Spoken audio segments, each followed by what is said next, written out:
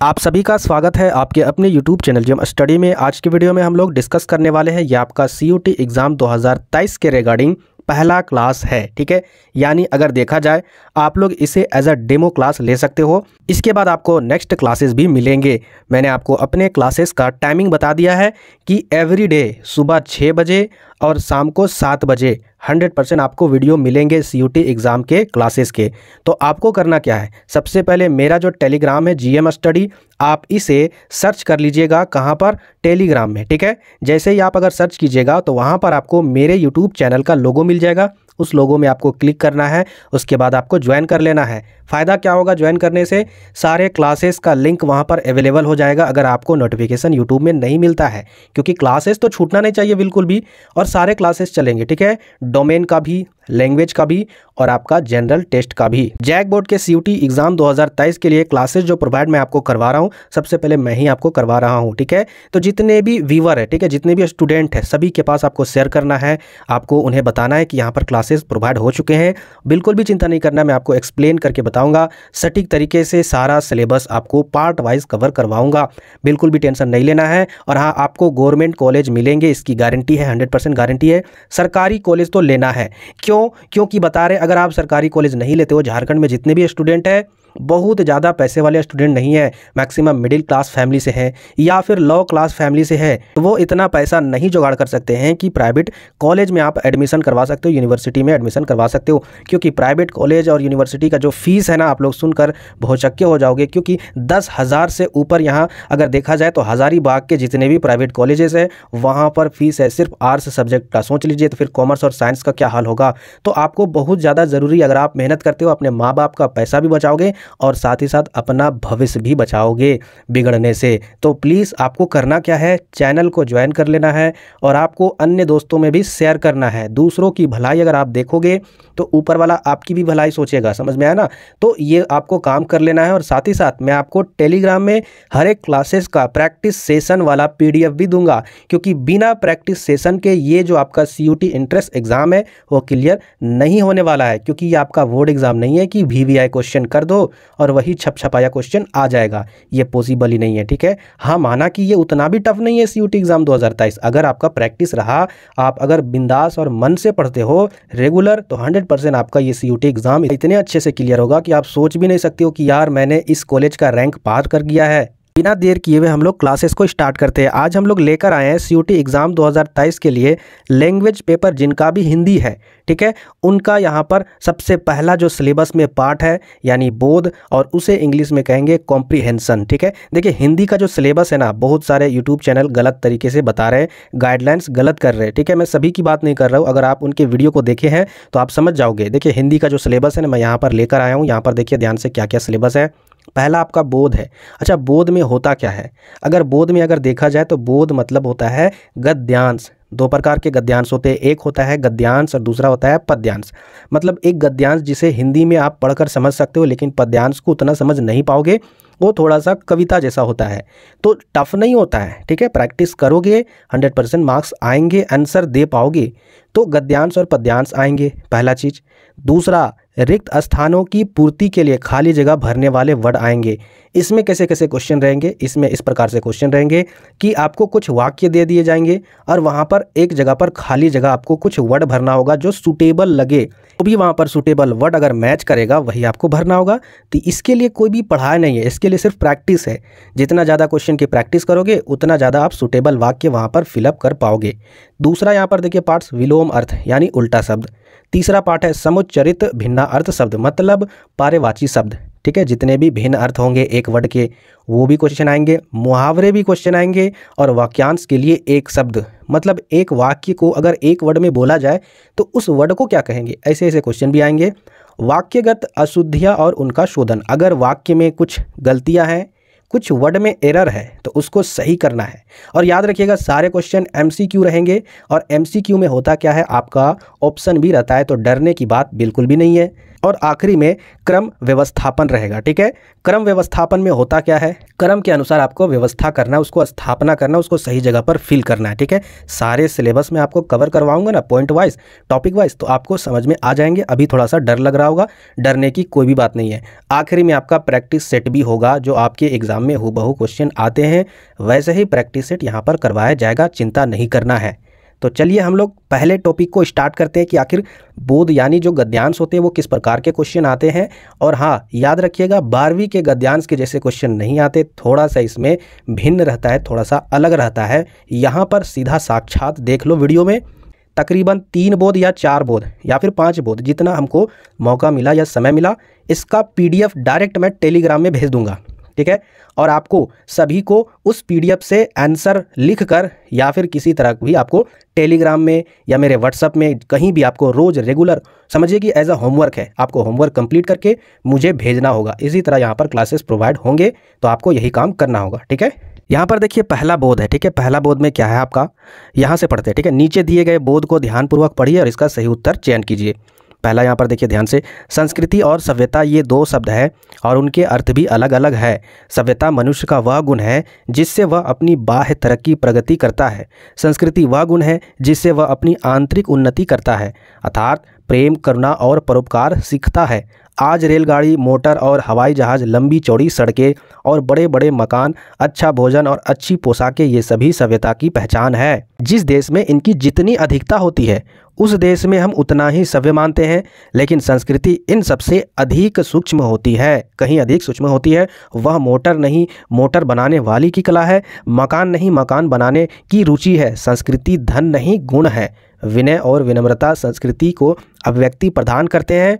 एक कहावत प्रचलित है कि सभ्यता वह चीज़ है जो हमारे पास है, लेकिन संस्कृति वह गुण है जो हमसे छिपा हुआ है। हमारे पास घर होता है, कपड़े होते हैं, मगर ये सब चीज़ें हमारी सभ्यता के प्रतीक है। जबकि संस्कृति इतने स्पष्ट तौर पर दिखाई नहीं देती है, वह बहुत ही सूक्ष्म एवं महान चीज़ है जो हमारी हर पसंद, हर आदत में छिपी रहती है। मकान बनाना सभ्यता का काम है, लेकिन मकान का कौन सा नक्शा हमें पसंद है यह हमारी संस्कृति बतलाती है। मनुष्य के अंदर काम, क्रोध, लोभ, मद, मोह और मत्सर, ये 6 विकार प्रकृति प्रदत्त करते हैं। मगर ये विकार अगर बेरोक छोड़ दिए जाए तो आदमी इतना गिर जाए कि उसमें और जानवर में कोई भी भेद नहीं रह जाए। इन दुर्गुणों पर जो आदमी जितना ज़्यादा काबू कर पाता है, उसकी संस्कृति भी उतना ही ऊंची समझी जाती है। संस्कृति का स्वभाव है वह आदान प्रदान से बढ़ती है। आगे यहाँ पर देख लेते हैं। आगे देखिए यहाँ पर, जब 2 देशों या जातियों के लोग आपस में मिलते हैं तब उन दोनों की संस्कृतियाँ एक दूसरे को प्रभावित करती है।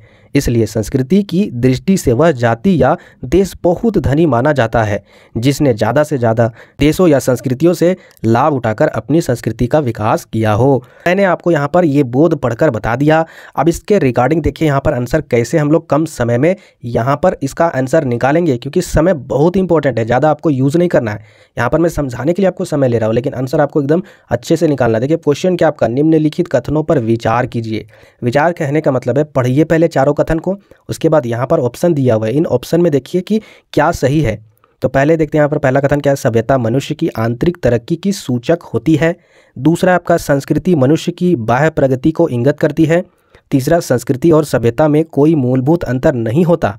चौथा, मकान, अच्छा भोजन तथा वस्त्र, रेलगाड़ी, मोटर और हवाई जहाज आदि सभी संस्कृति की पहचान है।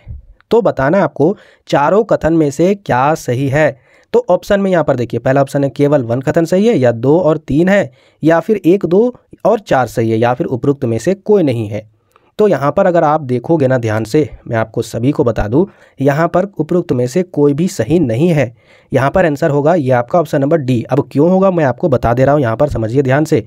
यहाँ पर क्या लिखा हुआ है, सभ्यता मनुष्य की आंतरिक तरक्की की सूचक होती है।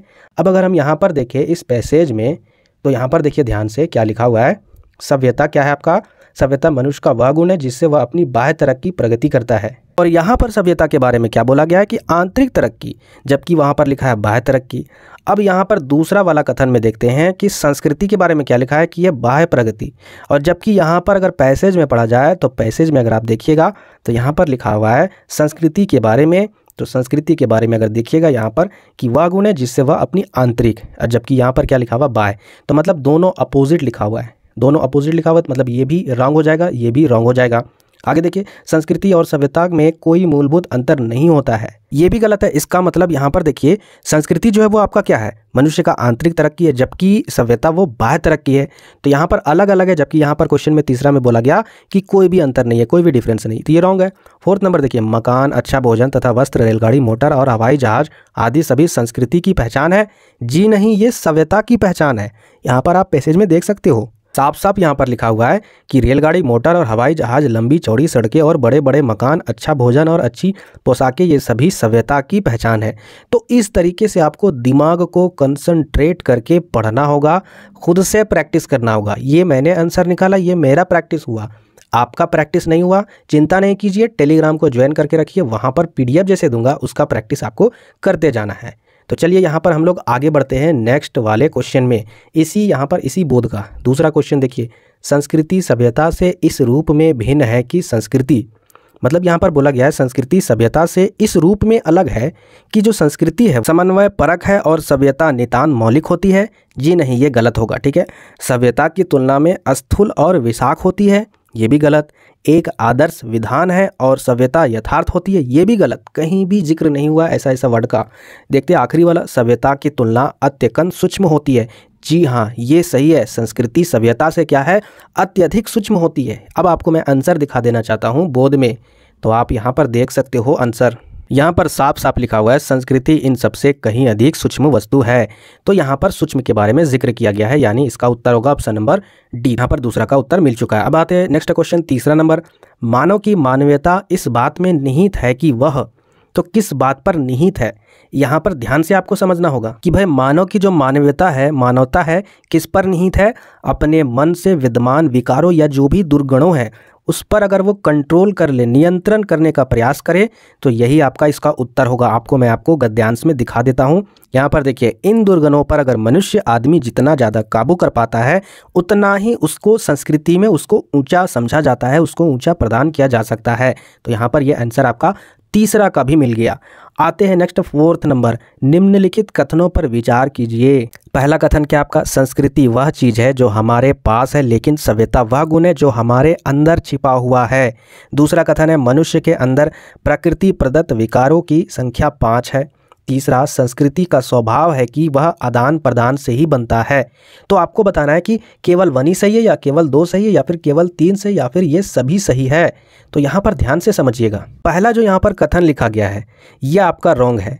दूसरा भी जो कथन लिखा गया है ये भी आपका रॉन्ग है, क्योंकि यहाँ पर 5 नहीं है 6 है, ठीक है, मैं आपको अभी बताऊंगा। तीसरा जो यहाँ पर लिखा गया है, संस्कृति का स्वभाव है कि वह आदान प्रदान से ही बनता है, यही आपका सही है। मैं आपको बता देता हूँ यहाँ पर बोर्ड में, तो यहाँ पर देख सकते हो ध्यान से, क्या है आपका, मनुष्य के अंदर काम पहला हुआ, क्रोध दूसरा, लोभ तीसरा, मद चौथा, मोह पांचवा और मत्सर 6, यानी 6 विकार है, जबकि वहाँ पर 5 लिखा था, वो रॉन्ग था। तो यहाँ पर आगे यहाँ पर देखते जो आंसर था क्या था, संस्कृति का स्वभाव है कि वह आदान प्रदान से ही बढ़ती है। तो यहाँ पर ये आंसर में दिया हुआ था, मैंने आपको फोर्थ वाला में बता दिया कि संस्कृति का स्वभाव ही वह आदान प्रदान से ही बनता है या बढ़ता है, ठीक है। तो ये था आंसर। आगे बढ़ते हैं नेक्स्ट 5 नंबर, और ये आपका लास्ट है, ठीक है, ये लास्ट क्वेश्चन है। मैक्सिमम 4 या 5 क्वेश्चन एक बोध के होते हैं, आपको उसका जवाब देना होगा। तो यहाँ पर देखिए, निम्नलिखित में से कौन सा असत्य है। तो चलिए सारे कुछ पढ़ते हैं। मनुष्य की विनय और विनम्रता उसकी संस्कृति को स्पष्ट करते हैं। वस्त्र, मकान, गाड़ी, हवाई जहाज इत्यादि सभ्यता की पहचान है। परिच्छेद में दिए गए विकारों में अनियंत्रित होने पर मनुष्य एवं जानवर में कोई अंतर नहीं रह जाता है। आखिरी यहाँ पर देखते हैं, 2 अलग अलग संस्कृतियों के लोग जब आपस में मिलते हैं तो वे दोनों अपनी अपनी संस्कृतियों में बंधे होते हैं तथा दोनों एक दूसरे की संस्कृतियों से अभिप्रवाहित होते हैं। भाई मैंने ये जो आखिरी वाला पढ़ा ना, मुझे कुछ फील हुआ कि ये है आपका बोध में। यहाँ पर साफ साफ लिखा है, जब 2 या 2 देशों या जातियों के लोग आपस में मिलते हैं तब उन दोनों की संस्कृतियाँ एक दूसरे को प्रभावित करती है, इसलिए संस्कृति की दृष्टि से वे जाति या देश के बहुत धनी माने जाते हैं। तो देखा जाए ओवरऑल यहाँ पर ये आपका जो लास्ट वाला है कि 2 अलग अलग संस्कृतियों के लोग आपस में मिलते हैं तो वो दोनों अपनी संस्कृतियों में बंधे होते रहते हैं, ये आपका राइट है, यानी इसका उत्तर होगा ऑप्शन नंबर डी। थोड़ा सा आपको अटपटा लगा होगा ये क्लास, लेकिन अगर मेहनत नहीं करोगे तो फिर बता रहे आपको रियल में अटपटा आगे भी लगेगा। आपको करना क्या है, मैं आपको टेलीग्राम में PDF जो आपको दे दूंगा, आप क्या कीजिएगा, अगर मैं आपको दूसरा बोध का अगर प्रैक्टिस सेट दे रहा हूँ तो दूसरा बोध आपको लिखना है ऊपर में कॉपी में, उसके बाद उसका पहला का उत्तर क्या होगा आपको ऑप्शन दे देना है। इसी तरह जितने भी बोध मैं आपको दूंगा उसका सारा आंसर आप लोग मुझे टेलीग्राम में, अगर टेलीग्राम में आपको ख़राब लगता है कि सभी को देख लेंगे, पर्सनली आप मुझे टेलीग्राम में या पर्सनली आप मुझे व्हाट्सअप में मैसेज कर सकते हो। अगर इस तरीके से आप प्रैक्टिस नहीं करते हो तो फिर कोई फ़ायदा नहीं है आपको आगे यूनिवर्सिटीज़ में पढ़ाई करने का। अगर आप चाहते हो सरकारी कॉलेज में पढ़ाई करने के लिए, अच्छा भविष्य बनाने के लिए, तो आपको मेहनत तो करना होगा, बिना मेहनत के कुछ नहीं होगा, ठीक है। और अभी से पढ़ाई में लग जाइए कि ये बोर्ड एग्जाम नहीं है कि 4 से 5 दिनों में आप वहाँ जाके झंडे गाड़ दोगे, एक क्वेश्चन भी मैच नहीं करेगा, ठीक है। तो चलिए हम लोग नेक्स्ट क्लास में आगे जितने भी है ग्रामर के पोर्शन टॉपिक वो सारे कवर करेंगे। और हाँ याद रखिए सुबह 6 बजे भी आपका क्लास होने वाला है, तो आप लोग 6 बजे सुबह उठकर तैयार हो जाना है, ठीक है। ज़्यादा नहीं 15-20 मिनट का क्लास होगा, हो सकता है हद से ज़्यादा आधा घंटा का होगा, बिल्कुल आपको टेंशन नहीं लेना है। इसी तरह हम लोग सिलेबस को पूरे तरीके से कवर करेंगे। तो प्लीज़ वीडियो को शेयर कीजिएगा, लाइक कीजिएगा और नए व्यूअर चैनल को सब्सक्राइब जरूर कीजिएगा। मिलते हैं फिर नेक्स्ट वीडियो में।